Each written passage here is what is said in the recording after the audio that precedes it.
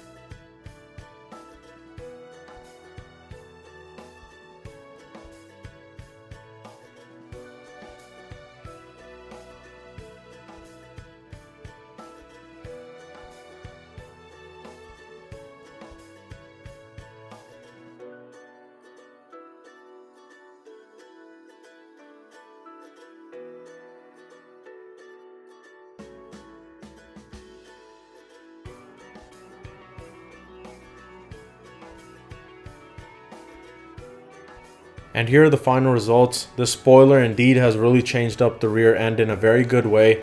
And I hope you guys enjoyed this video. If you did, please give it a like and share. And I'll see you guys soon with another video. Thank you.